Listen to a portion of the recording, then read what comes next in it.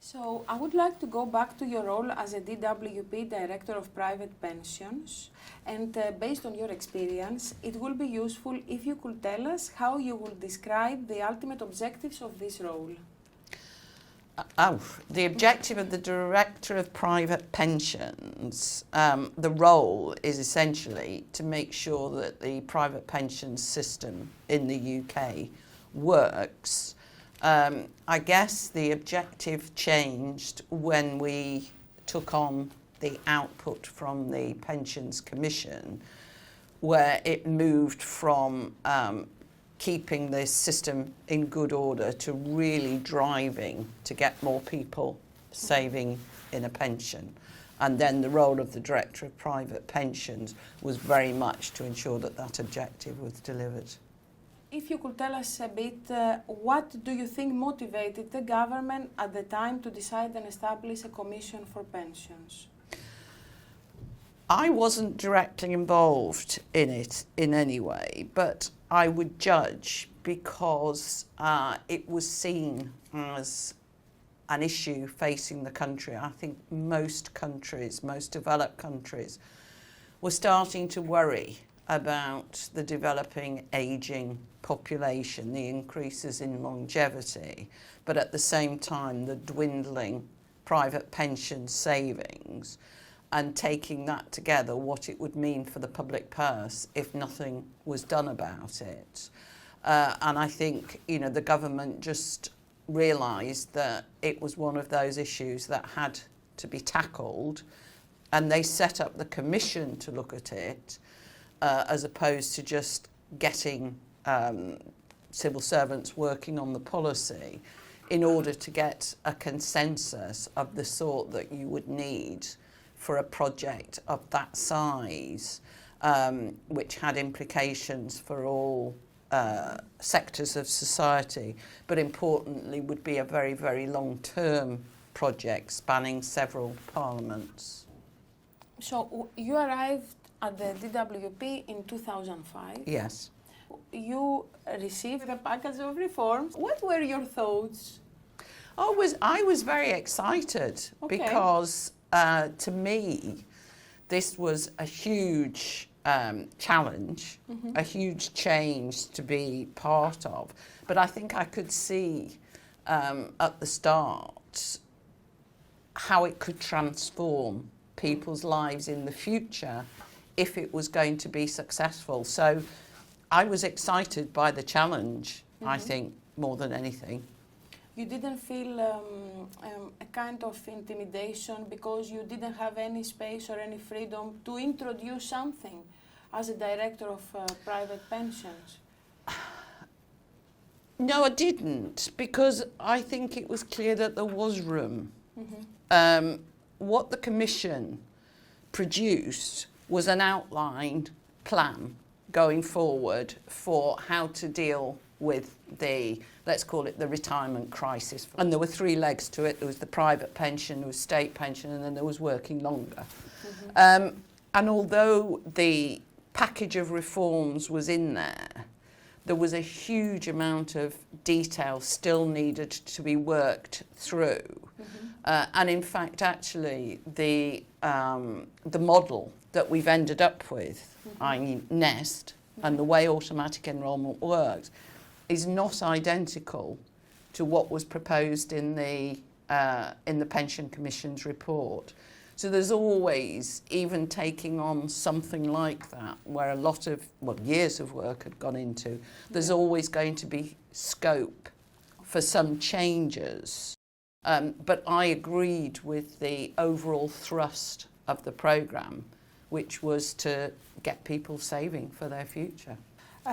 So now I want to ask you about the consensus achieved by the Commission on the set of reforms proposed and their implementation. What factors do you consider as key factors for the realization of such a wide consensus among many stakeholders? It's difficult to answer that question because the consensus sort of came and went and came and went. It was quite fragile. I think what helped enormously was the fact that the Commission was made up of three very respected commissioners. It was based on evidence. It was well researched. There was a lot of work done to involve organisations from all sectors, started during the commission, but also continuing after the commission.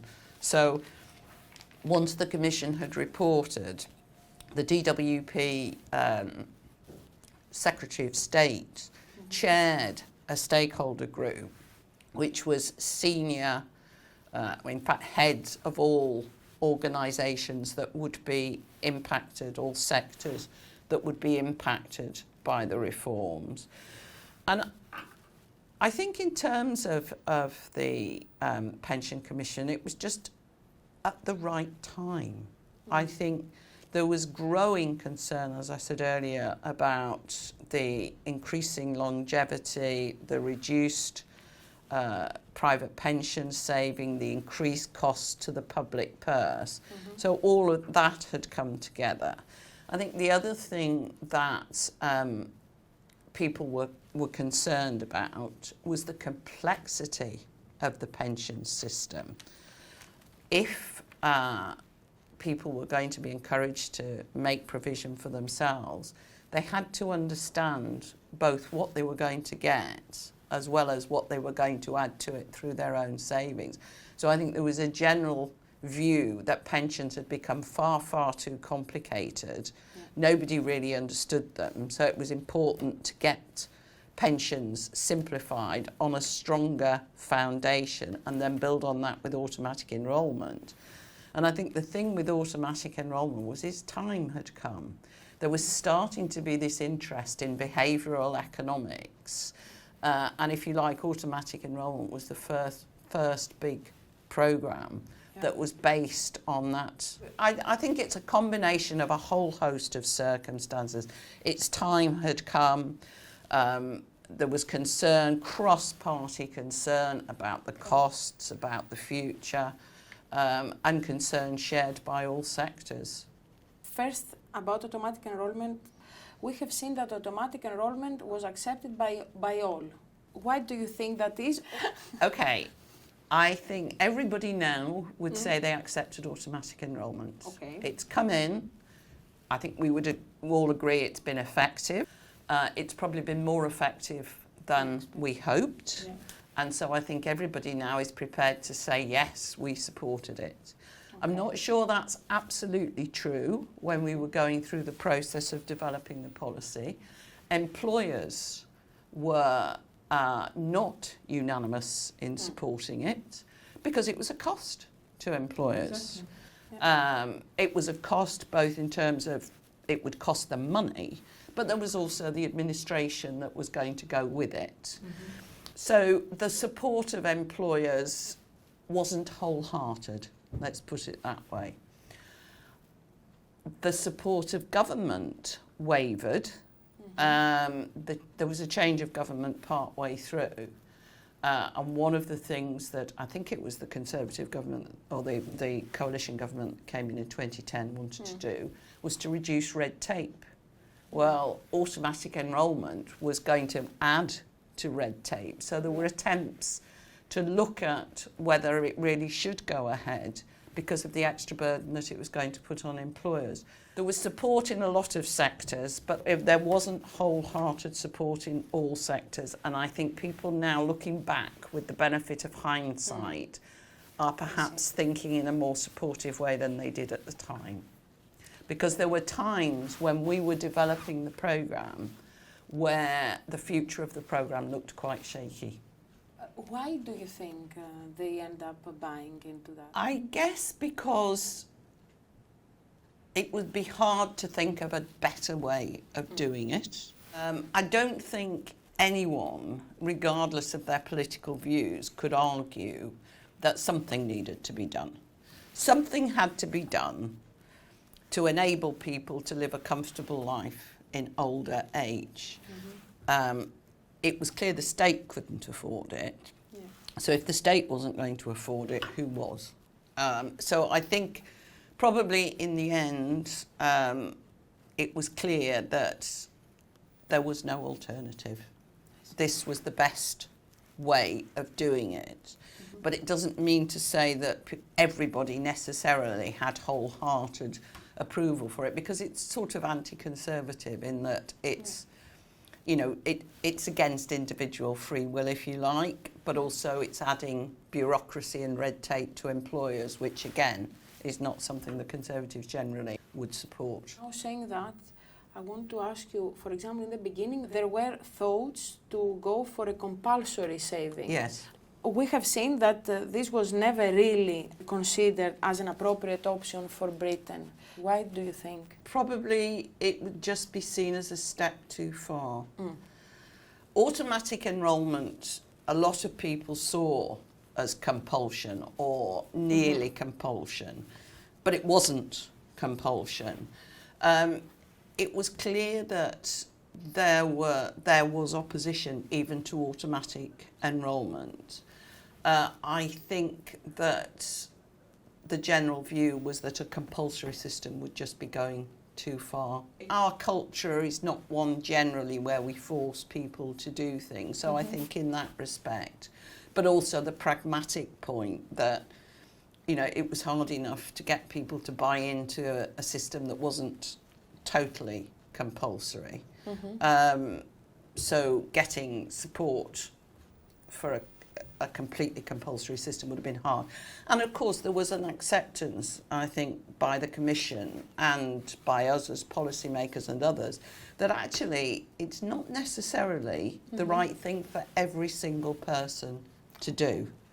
And the theory with automatic enrolment was that, you know, for those people it wasn't right to save for. Maybe, you know, they've already built up their pension or they've got other means. For whatever reason, it's not right for them, and automatic enrolment allows those people not to be part of the savings scheme.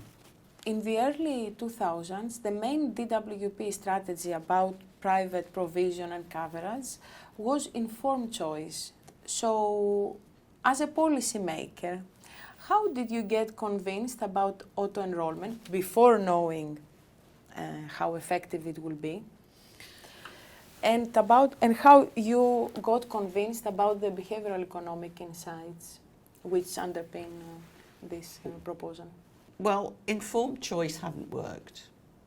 And in a sense, I could end there and just say, that's it. You know, we tried informed choice, i.e., you know, basically helping people to understand what they need to do, and they hadn't done it. So there had to be something more than that. There had to be something additional to get people to save. And there was evidence that automatic enrolment worked. So there was evidence from 401ks in America where they'd used it. There was evidence from New Zealand. So although it was automatic enrolment in a different context, you know, doing something quite different to what we wanted to do, the evidence that the behavioural economic theory, the theory of building on inertia, worked, was there to an extent. As I said earlier, I think we've all been positively surprised at quite how successful it's been. When we were developing the policy, I don't think we dared to think that opt-out rates would be as low as they are in practice.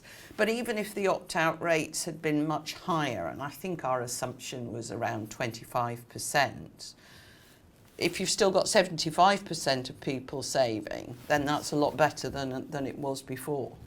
So, you know, it was a combination of the previous attempts didn't work, and there was some evidence, and, you know, behavioural economics was just coming to the fore.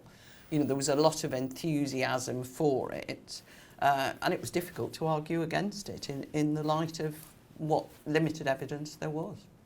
Drawing from your role at the Money Advice Service, what about the criticisms of behavioral economics regarding saving behaviour? for example, people were not able to save because of high levels of household debt, or because they may save through other forms of wealth. I've heard those criticisms mooted. There are less of them now. Okay. I think when the policy was being developed, there was a lot more criticism, a lot more noise about why it wouldn't work, why it was wrong for people. Since the policy has been introduced, and it's been introduced fairly smoothly, I think a lot of those criticisms have gone away. There isn't a lot of evidence yet, I don't think, to show what the interaction is between, say, household debt and pension saving. It's one of the things that we need to look at. But it isn't a simple equation, I don't think. From my time at MAS and from working with debt management and understanding to some extent the circumstances of these people, their debt is a short-term thing in the sense that it's immediate. They're in debt now. Pensions is a longer-term thing. So I suspect that when we look at the interaction between debt and retirement saving, we may well not find that just because people have got personal debt, they're not saving in a retirement, either because they see the two things as very different, or back to the behavioural economics, inertia, the money for their pension is going out of their wages without them even thinking about it, whilst their immediate debt is building up here. I think the issues have to be tackled separately. People do need to provide for the future, even if they're in a pickle now, but they need a different sort of help to get out of the financial difficulties. But as I say, I haven't yet seen much evidence of the interaction between the two. And gradually, just, whatever the criticisms, there were lots and lots of criticisms as automatic enrolment was developing, and indeed as it was introduced, and they've gradually started to die away. And it's interesting that criticism continued with staging and phasing. The contributions increase gradually. And, when the original opt-out rates were fairly low and the scheme looked to be a success, then the criticism was, once the contributions start to increase, people will opt out. Well, they haven't. I mean, some have, but, not significantly. And then when they increase again, they'll opt out. And they haven't. No. So, gradually, I think a lot of the criticisms have died away, and they're now starting to talk about automatic enrolment in the context of social care and providing for that. So that will be interesting. Because you said about automatic enrolment in social care, and social care reform is one of the areas that has not been reformed yet. Why do you think there is this difference between those two areas of social policy or welfare? Because I think that people don't want to think about care. We're all going to get older. Hopefully, the vast majority of us are going to reach retirement, and we're going to need income of some sort. We're not all going to need care, and I think probably individuals think of it in that way, that, well, I'm not going to need care, so why should I save for it? And it's the natural behavioural response. Let's kick the can down the road and worry about it when we need to. And it's harder to do that with pensions because, you're going to get older. With social care, it isn't a given that you will necessarily need it. It's very, very controversial. A number of the times that the government have looked at social care, they've been looking at it alongside the development of Nest and automatic enrolment, or alongside the implementation. There's a limit to what people can manage at one time, whether it's individuals paying or employers dealing with the bureaucracy and so on. So I think there's a whole host of reasons, but I think also with social care, a lot of it is bound up in the view, well, in the politics of social care, in the blurring of lines between health service and social care. There are just so many issues that I think make it different to pensions, less straightforward than pensions. Do you think that is also related with the power of the electorate? That's possible. I think, quite honestly, a lot of the problem is it's hard to see what the answer is. It's hard to see what the solution is. You want everybody to have a pension, so you want everybody to save for a pension. At the moment, the levels of saving, the 8% contribution, is tiny. It's not going to do a huge amount. The priority has got to be trying to build that up so that people at least have sufficient income to live day to day. I think if you had an automatic enrolment approach or even a compulsory approach, it would be too much for individuals. If it was totally voluntary, people probably wouldn't do it. And as I said, there's so much complexity around what's healthcare and what's social care, and who should pay for what and in what circumstances. I just think it's probably just keeps getting put on the too difficult pile. Why do you think in its beginning the NPSS idea was characterized as Stalinist, or a fourth national pension by the back door, or more generally that it will not benefit low to moderate income earners? Yeah, it was a big change. So for some people it would be a change too far. For people with political leanings to the right, it's contrary to individual freedom. For those for whom it is going to cost, i.e. employers, they're going to be looking for arguments not to save. There's always the problem for people on low income, which comes back to the question you asked earlier. Is it right that they should be saving in a pension when they're living on low income, maybe building up personal debts, maybe needing money to maintain their family? It was a big change, and change always attracts criticisms, and the criticisms will come from all sides in the way that they do with big change of this sort, particularly policy change, government change, where the government's coming along and saying, right, in future we will do this or you will do this, and people react to it. Another reason why there was criticism was there was fear, I think, amongst private existing financial services industries that this would be taking away their business, basically. So they were also joining the opposition lobby, if you like. So if you take, financial services, employers, people with right-wing political views, you actually haven't got many groups left to support it. And the groups that you've got left to support it, i.e., trade unions, welfare, people with welfare interests, are not necessarily going to have the loudest voices. The loudest voices will come from financial services, from industry, and from politicians. So how do you think it got finally accepted, Nest? In the sense, was it because Nest will finally coexist with the existing pensions infrastructure and will take the unprofitable customers? Do you think that this was a key point? Yes, I do.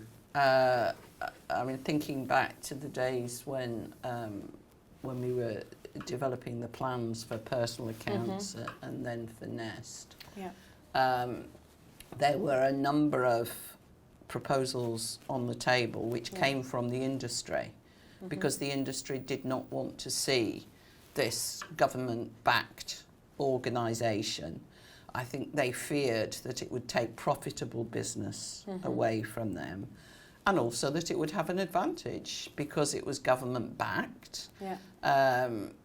Obviously it has an advantage to the purely commercial providers.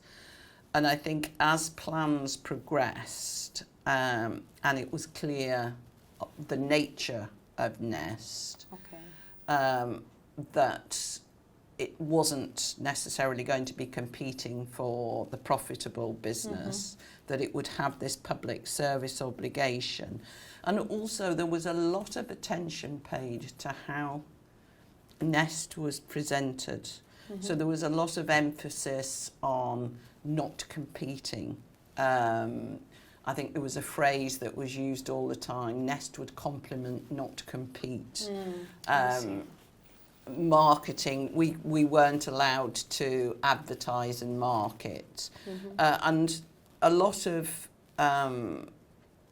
publicity was given to the nature of Nest and why it would be different from the Legal and Generals and Avivas and AXAs of this world. And so I think, in the run-up, that was how we dealt with the opposition. But I think probably the opposition from the market, from the existing providers, well, whether it's gone away completely now, I don't know, but it's only lessened, I think, as they've seen Nest come into being and seen the nature of the organisation, both that whilst it has some bigger employers, its focus has tended to be on the small employers, which the existing providers are not particularly interested in. And I think the other thing is that Nest has earned respect and credibility in the way it's gone about delivering its business. And I think, because of the respect and credibility that it's developed, it's now much more accepted in the marketplace than it was when it was just an idea or when it first started. Can you give me an example of this credibility for the financial service industry? I think if you look at the investment returns, it's doing pretty well. I think if you look at the size of it and the number of members, the speed with which it's grown to that size, and that it's done it without major problems. If you look at most government projects, there are issues there.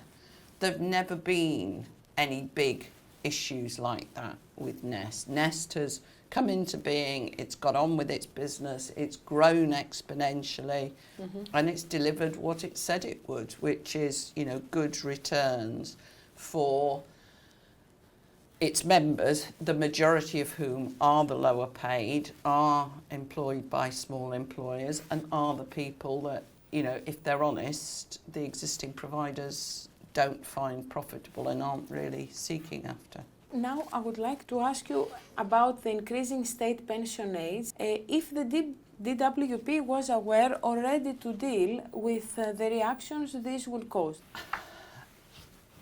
I think generally people accept that the retirement age has to go up. They may not like it, but they accept that it has to go up. I think that DWP anticipated there would be some opposition. There's bound to be. And I think the main issues came when they accelerated the increase from, I think it was 65 to 66 or 65 to 67, I forget what it was. But it affected a particular group of women. I think DWP understood, yes, that there would be opposition, but to be honest, it's a policy that is rational. It can be explained easily to people, and whilst a lot of play has been made of women who've been particularly affected because it's them that have seen the increase, it's probably less them that are seriously affected than people who are in physical jobs, both male and female, who now need to keep going to 67 if they need, you know, their state pension before they retire. So I mean, DWP anticipated there would be opposition, there always would be, which is probably why it hadn't been increased earlier. As part of the commission, as part of the three-pronged approach, it was one of the, you know, obvious steps to take that, you know, people would have to work longer, save more, but at the same time the government, the state, would put in more money into the state. So saying about the earnings link in the state pension, how did you view the uprating of the basic state pension? How did you view this reform? And if you try to push this idea from your position? Yeah, as you say, having one of the problems with the pension system was it was so complicated. I don't think anybody really understood, or even, well, I was going to say cared, they would care, but they didn't understand what they would get and when and why. And if you want people to save for a pension on top of their state pension, then they need to understand what they're going to get from the state pension. And it was quite clear when we started work on this, and I guess is probably the case now, that people had no idea what they would get from their state pension. A lot of people had very unrealistic views, assumed that their state pension would cover all their needs in retirement, which, you know, for some people it may have done, but for a lot of people it wouldn't. And so to convince people to save more, it was actually quite important that they understood the basis on which they were saving, and therefore the single state pension, the unified single structure that would apply to everyone was quite key to getting people to save. So being able to say, well, look, you'll get this from the state. You won't get income-related support on top. That's what you'll get. If you want any more than that, then you need to save, and you will be able to keep it. Whereas in the past, state pension often went below income support levels, so you could find yourself getting income support, a means-tested benefit, and your occupational pension, your private pension, was taken into account, so you were losing part of it. So to be able to say, that's the amount you'll get, and if you want more than that, you've got to save, made the picture a lot easier to explain. So did it help the reduction of means tested behind the idea of the earnings link to implement, if you like, automatic enrollment? In theory, yes. And, you know, if you're talking to an audience of people who understand the system, then it helps. It helps with the presentation of it, but to be honest, whether individuals, you know, the man in the street, whether they really understood what was happening, I suspect not. But in terms of persuading sectors of the society, organisations, then yes, it was helpful. How did you see the sudden implementation of pension freedoms in 2014? Do you think that it is contradictory to automatic enrollment rationale? And what are the effects of such contradiction? I certainly did view it as a contradiction. I think I was as surprised and stunned as anybody. It just seems very contradictory to me to say that when you're building up your pension, you don't need to think about it, it'll all be done for you. And then when you get to the end and you've got the biggest decision you probably ever have to make, you're on your own now.